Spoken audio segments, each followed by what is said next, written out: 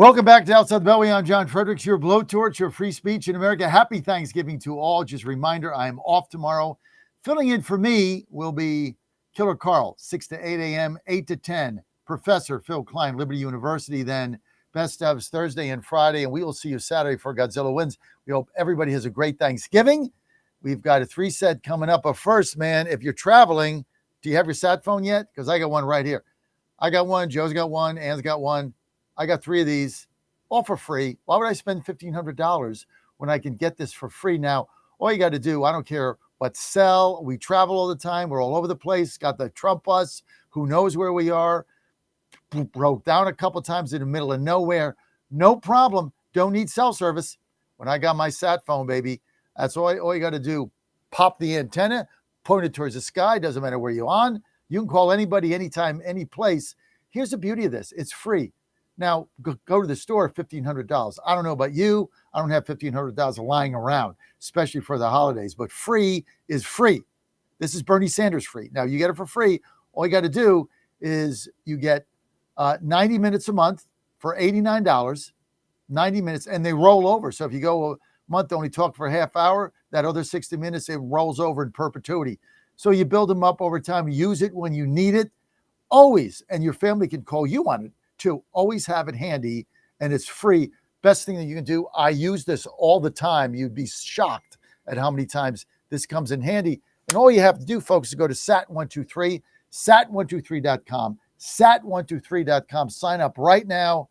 You're going to get it free. It's a great Christmas gift because it's free. $89 for 90 minutes a month. They roll over. Sat123.com. You're good to go.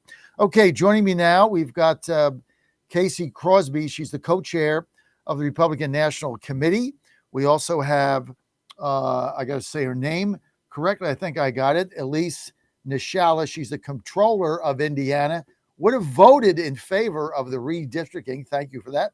And she's also the chair of the National Debt Crisis Task Force. And Todd Sheets, Substack. Go to substack.com. Todd Sheets, our economic guru, author of the bestseller, What Really Happened in 2008. Really a book about me. So thanks, Todd, without putting my name in it. I'm going to have to get you to ghostwrite my book, which we just started from rags to rent. You're going to be the ghostwriter. I don't know how we get off on these topics. Anyway, before we bring in our lovely RNC co-chair that serves with Joe Gruters, the chairman, let's get back to Elise, who's now on my good side because she said she would have voted for the redistricting in Indiana. So thank you, Elise. You need to get to the state Senate ASAP or Congress or something. But Elise, how do we solve this debt problem? Like, we understand it. What's the solution? So as the chair of the National Debt Crisis Task Force for State Financial Officers, we have asked President Trump and Congress to do 3 things. Just spend less in the next fiscal year than you did in the one prior, and keep that going, and then grow the economy with the unleashing of the economy here in America, the rolling back of regulations and the unlocking of our natural resources. Pair that spending a little less every year with growing the economy to get us back to the absolute necessity of carrying balanced budgets year after year after year. That'll be the first step. It sounds great, but even with the Republican Congress, we can't cut spending. In fact, we keep growing it. The national debt keeps going up. We keep spending more money than we did the prior year. Let's bring Casey Crosbie in. Casey, we got a lot to reconcile here. You've got the Obamacare subsidies ending, sunsetting at the end of December. Rates are going to go up. President, we understand, might be putting out the framework of a plan in order to extend that with caps over a 2-year period. We got midterms coming up. Everybody's starting to get a little, I don't know what the word is, anxiety over the midterms. I'm not, because I know we're going to win. A lot of people are getting anxiety. Break this down for us, Casey. What do Republicans have to do to get back on track here?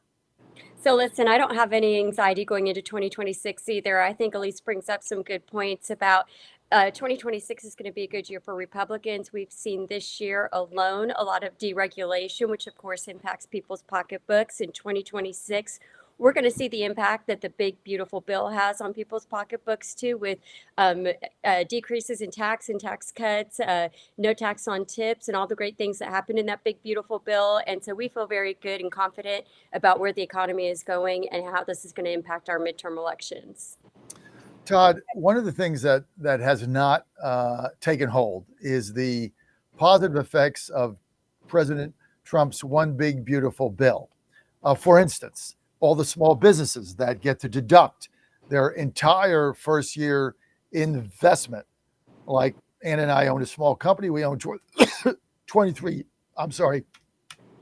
radio stations. We invested about $150,000 this year in new equipment that we wouldn't have done had that not passed. We just would have fixed what we had. But, we're going to get the benefit of that come April. All the people that are getting no tax on tips, a lot of that is still taken out of their paycheck. That'll get refunded. Overtime, payroll hasn't caught up with it. That'll get refunded. Tax decreases, that'll get refunded, and things of that nature. What do you see as being the impact of the one big beautiful bill, and how can that affect our congressional Republican poll numbers, which have, we got to be honest, in the last month have tanked? Yeah, so I think everybody's on the right topic for sure. I mean, this to me goes back to the James Carville, Bill Clinton line, it's the economy, stupid. I think if the economy gets going and jobs are being created and we have non-inflationary growth happening next year, then this is going to be a completely different picture. But it's critical that those things get going relatively early in the year. I think the administration has done most of the right things to make that happen. I think the one big thing that's kind of hanging out there, and it's not all their fault, is I think, as we've talked about before, locking in some more certainty on the tariffs. And I think it's clear, as we've talked about from the beginning, I've supported the tariffs that they're doing. I think re-leveling the playing field, isolating China is critical. But for a variety of reasons, we still don't know what the deals are.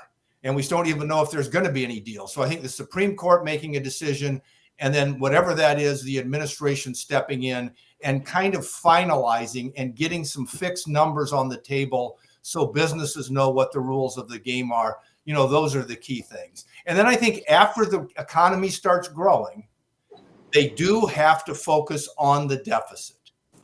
And so growth, no inflation, and then focusing in and showing people that the deficit as a percentage of GDP is dropping. And if these trends continue, it will drop back down into the safe territory. I think those are the big keys.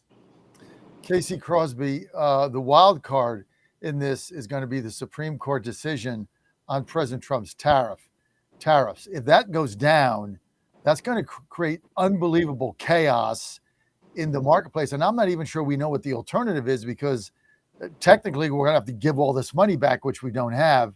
Hopefully it's not going to come to that. But do we have a plan B for that? So I think one thing I always say is my money's on President Trump and his administration.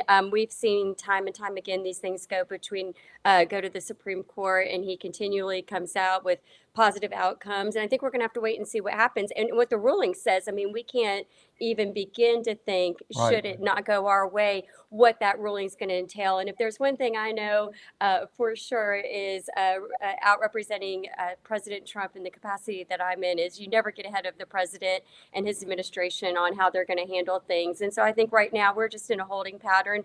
I do want to say, though, that we are seeing a lot of positive impacts of this administration. I mean, we just saw in September job growth. We have seen inflation flat. And people have to remember, I mean, under Biden, it was a complete disaster. And some of these things take time. And we're only 10 months in. And the positive impacts we're seeing, reinvestment in America, President Trump putting America first, and these companies just investing trillions of dollars back into our economy is simply short of amazing 10 months into this administration.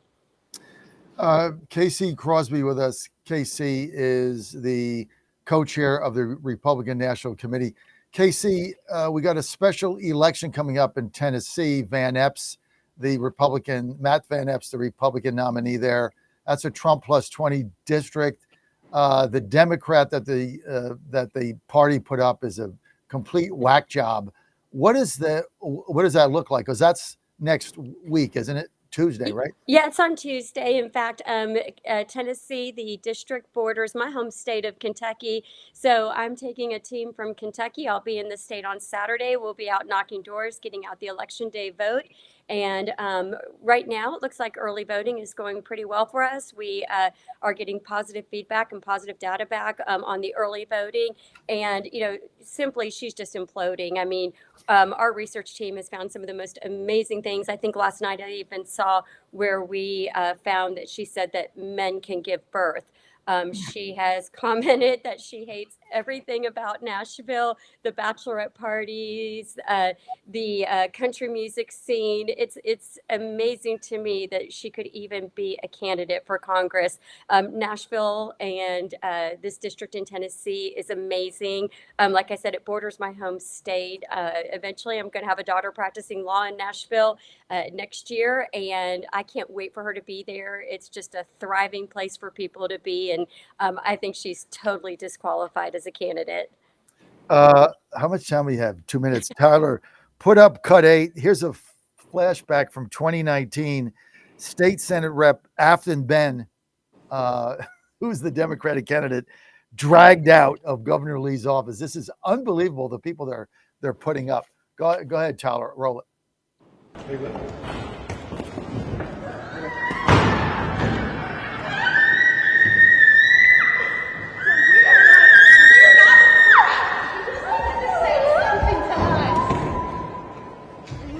All right, that's enough. For those on the radio, that was a picture of the of the state representative getting dragged out screaming of Governor Lee's office after getting into a verbal fight with him that went over the line in what you can do in the governor's office. I mean, where do they find these people? I have no idea. I mean, I think they probably should have drug her out and put her straight in a straight jacket from there because, I mean, she just barges through the door. It's simply amazing that, that this person thinks that she can represent that district in Tennessee in Congress. Looney Tunes is the only way I can describe it. She's completely out of touch with the voters in that district. And I think Tuesday is going to be a great day for Matt Van Epps, who, by the way, is an incredible candidate, is going to be a great congressman. Yeah, Matt's a good guy. By the way, that's Tennessee 6. That's the 6th district. 7. 7. I'm sorry. Yeah, Tennessee 7. Tennessee 7. And Johnny Garrett is Tennessee 6, right? Yeah. Yeah. 10. Yeah. Yeah. Garrett is 6. So I think so. Yeah. Yeah. So Tennessee 6. Well, good luck to him, and good luck to your daughter in Nashville. I used to live there. I'm a Titans fan. We suck, but we're going to get the #1 draft pick for the second year in a row, which has not been done without trade since they started the NFL draft. That's how bad we are. It can only get better. Oh my God. We're going to get another first-round pick. Let's go. Oh, we're so bad. Thank you. Thank you. Want to thank Casey Crosbie for being with us. And also, Elise, final word on this. I mean, when are we going to cut spending? Like, when will it happen?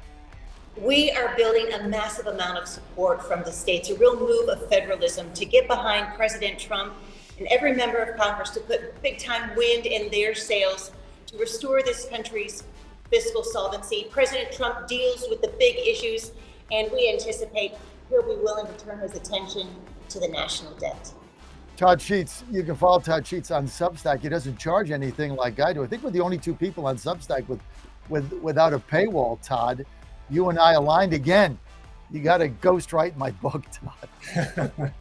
Happy Thanksgiving to you all. Thank you for being with us, to you and your families. Todd Sheets. Todd, I'll see you next week after I get back from vacation. KC, always good to see you, KC. You look great. And at least you need to come on more. That was a very good segment. Thank you. And thank you for saying you would have voted to get us our extra seat in Indiana and not screw Trump the way your state Senate president did. Thank you for that. Happy Thanksgiving to you all. We'll be right back.